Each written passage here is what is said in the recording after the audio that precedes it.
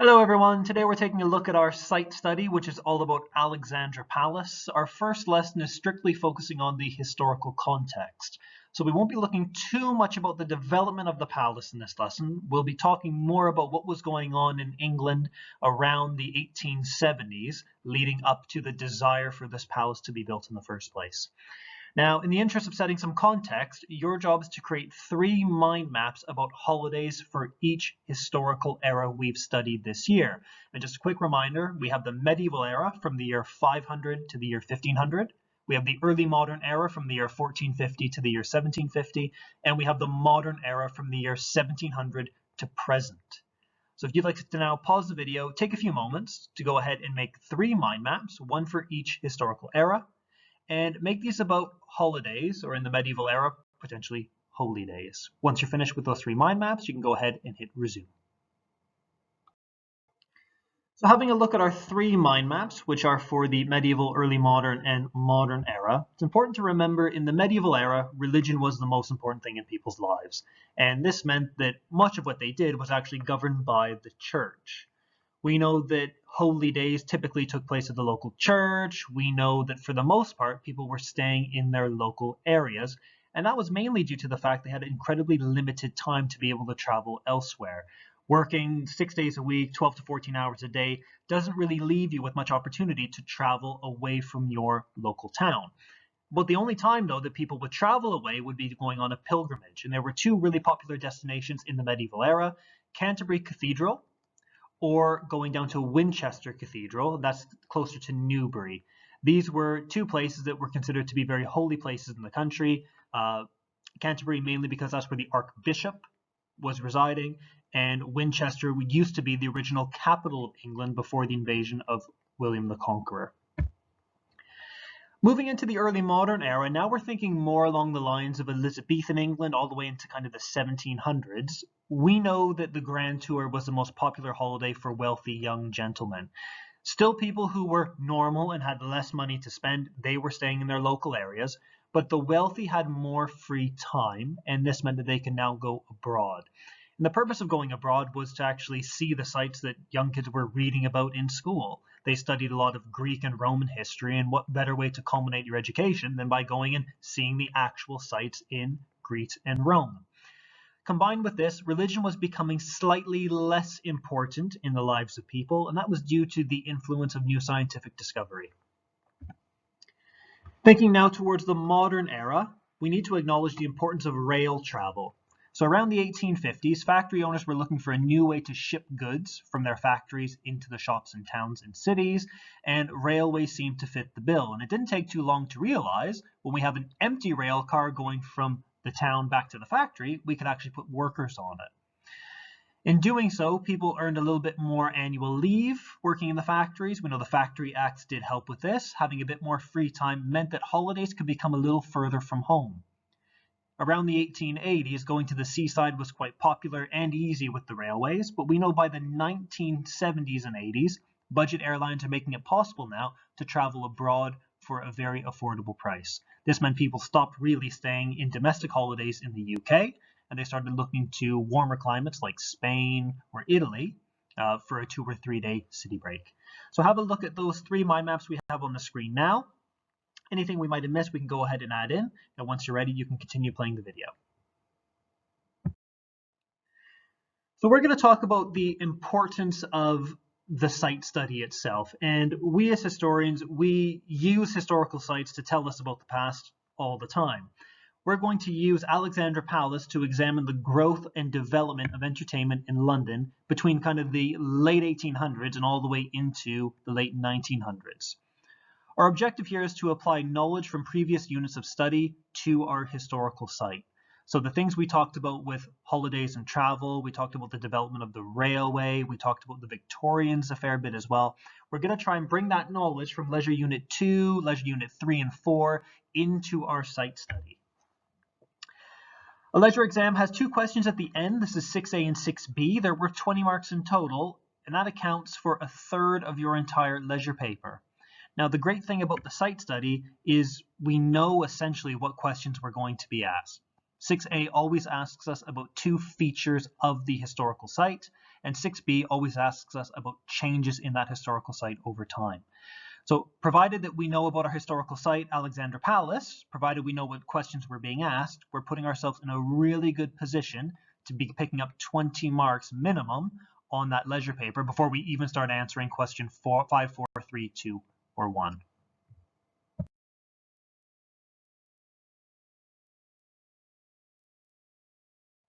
So going on with the theme of historical sites, here's a very famous historical site. It's actually in England. You might know this as Stonehenge. And Stonehenge tells us a lot about the people who lived in England approximately 3,500 years ago. Now, the stones weren't actually found anywhere near Wiltshire, where Stonehenge is. They were actually found in Kent, and they were brought about 200 miles from their location over into Stonehenge to be erected into this particular shape. Now, that tells us a lot about people's religious views, tells us a lot about their ingenuity, and as well as their technology to be able to move these stones such large distances. Here we have Machu Picchu. So this is in Peru. And again, it tells us how clever people were in these prehistoric civilizations. Now, looking at this mountaintop, it's not exactly the best place to build a community. But if we look very carefully, we can actually see where the land has been cut away to form these flat areas where crops can be grown. Now, if you just left it as a very sloped environment, the water runoff will actually cause the plants to not survive. So very, very clever, again, showing the ability and the technological capabilities of the civilization. Here we have the Great Pyramids, as well as the Sphinx in Egypt. These buildings tell us a lot about the religious views and the societal structure of ancient Egypt. So if we go inside these pyramids, we can see that there are tunnels of different networks of tunnels, there are crypts, there are rooms, there's jewelry, sarcophagi with pharaohs buried inside. We can tell a lot about that group of individuals based on the buildings they've left behind for us. I'm sure we might recognize this as being the Great Wall of China as well.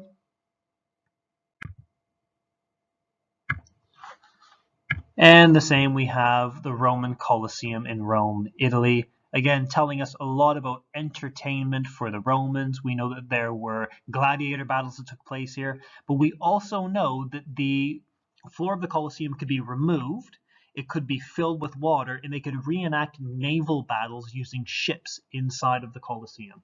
So again, all of these things show us both the technological capabilities, the religious views, and also what people like to get up to for fun in their spare time. So let's bring this back to England. Let's bring this back to Alexandra Palace. And what's important for us to understand is the Industrial Revolution was actually a really difficult time for people. Industrial London was dirty, it was crowded and cramped. Living conditions, by our modern standards, were quite poor. By standards at the time, they were actually all right. There were some houses that started getting indoor plumbing at this period. We know that the Victorians, though, did not want to spend a lot of time in that dirty industrial London, and they wanted to get out into the countryside. Now, light exercise was preferred by the Victorians, and this went along with their whole exploration spirit. In the mid to late 19th century, the Victorians were doing a lot of global exploration, trying to be the first to reach the North Pole and the South Pole, to find the source of the River Nile. These sorts of things were putting the Victorians at the forefront of exploration to be the first to accomplish a particular feat. Bringing it back to the factory workers, there was a law that was passed called the Factory Acts, and this provided those who worked in the factories with a little bit more free time and a bit more leisure time. Now, combined with this free time, supply and demand meant that prices of goods started to fall. And if your weekly shop is costing you now less money, you have more money to spend elsewhere. Whether that is considering buying a home versus renting a home, whether that means being able to provide better for your family, or having a little bit of extra cash over at the end of the week to be able to go on a little holiday somewhere. Now, Victorian England at the time was a world leader in terms of technology. We're going to talk about the first underground rail system which would later become the Tube network in London, had a very, very high standard of living. This is compared to other nations at the time, and was a leader in terms of factory production and manufacturing. They decided to showcase this in the 1851 Great Exhibition, where they put on display all of these positive elements of Victorian England for other countries of the world to come and see. Now, if you have your site study booklet handy with you, you can go ahead into the first unit and read the growing demand for popular entertainment in the 19th century. You can actually highlight in your books answers to the following 3 questions. So you'd be going through your reading, looking for anything to do with popular forms of entertainment during the Industrial Revolution. If you see those in your book, highlight them. What do you know about traveling entertainers? We already know a bit from our study of Unit 3, a little bit to do with actually Unit 2 as well. Highlight anything you see in your booklet about that. And there's a little blurb about Canterbury Hall. Again, you might want to highlight that in your booklet. So if you have your booklet, pause the video now, have a look through to find that information, and then you can go ahead and hit resume. So taking a look at these growing demands for popular entertainment, I think the first thing that we do need to acknowledge is towns had lots to do for entertainment. Sport, music, I mean, every town at this point had a theater or a music hall. They would put on exhibitions, libraries, the literacy rate was improving at this time. And we know these music halls began as these singing saloons, these song and supper rooms, in pubs in the late kind of 1700s into the early 1800s. Now, traveling entertainers, there was lots on offer. We did talk a little bit about freak shows, and this is where audiences would come from quite a distance, actually, to look at people who were different from them.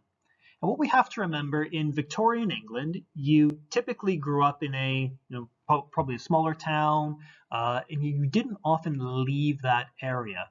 So the people who you grew up with are the people you spend a lot of time with, and you didn't really interact with people of different cultures, different races, or different abilities. And what freak shows actually put on offer was for you to see someone who was very different from you. People who had physical deformities or disabilities, people from faraway places, they were essentially put on display, and you could pay money to go and look at these people who were often in cages, to see something that's a little bit different from your regular everyday life. We know cricket and rugby, these were quite popular, but they became a bit more formalized and standardized with rules and official leagues. Birkenhead Park was designed by Joseph Paxton. It opened in 1847. New York City has Central Park, so you might be familiar with this. It was actually based on the Birkenhead Park built by Joseph Paxton. In Canterbury Hall, it was built in London in 1852. Originally, it could have 700 people inside. By 1875, they realized that was not enough, and they actually needed to expand that up to 1,500 people. Now, by the same year, there were 375 music halls just in London. That's not including music halls in other towns and villages around the country. So what we can see in the late 1800s, there's lots for workers to get up to for entertainment, both in their local area and if they're willing to travel a little bit further away. So now thinking about some of the holiday trends, and one that we've talked about before, mentioning things like Blackpool, Bournemouth, Brighton, these seaside resorts. It was believed by the Victorians they had mystical healing powers. Now, not only did going to the seaside help people with things like congestion or a headache or a bit of a head cold, we know it was an entertaining holiday away. And day trips to the seaside were incredibly popular at this point because hotels were still quite expensive. It just goes back to supply and demand. There were fewer hotels, so the price for a night is going to be much higher than if you have lots of hotels competing for the same business. Again, these seaside resorts, it was a popular escape from the polluted town of the Industrial Revolution. So places like Birmingham, Manchester, they're not too far from the seaside. Those people in the north would probably prefer to go to somewhere like Blackpool, whereas Londoners would prefer to go somewhere like Bournemouth or to Brighton. Now, the railway made visiting these seaside resorts possible. And the railway was originally developed to move goods from factories into towns, but it was found very quickly this could provide cheap and reliable transport for people. Now, traveling by rail was very popular as of the 1850s, and it's something that's going to help bring a lot of visitors to Alexandra Palace, which we'll be talking about in our next lesson. The Industrial Revolution, here we have a picture of East London. We can see the amount of smoke and smog being put into the atmosphere. You can only imagine what it would smell like. Factory production, we know, was producing lots of goods, lowering the prices, and that was typically benefiting the consumers. Workers did have a little bit more time off work because of the machines taking over a lot of that manufacturing. And we know that this would lead to a little bit more leisure time for people. Now, how they would spend that leisure time varied depending on your social class. The poor had usually smaller homes, they were very clean, so going outside was much preferred for the lower classes. The upper classes had much nicer homes, so they preferred to spend their leisure time in slightly different ways. But something that everyone had in common was spending time in parks on the outskirts of London and light, gentle exercise. Now, much of our lesson has actually focused on the development of the railway in Britain in the second half of the 1800s. So here's a question that we could actually look at together just to summarize and culminate that information that we've gathered. So your job is to describe the development of the railway in the second half of the 19th century. In other words, in the second half of the 1800s. So this is a describe question. We're looking to set a little bit of context, and then we're looking to establish 3 points of development for the railway. So thinking back to the previous slide we looked at, your job now is set a little bit of context for the Industrial Revolution, and then to write about how the railway developed and how the railway changed travel patterns. So what we'll do is we'll pause the video now. In a few moments' time, the sample answer will appear, and you can go ahead and check your response in comparison to that one.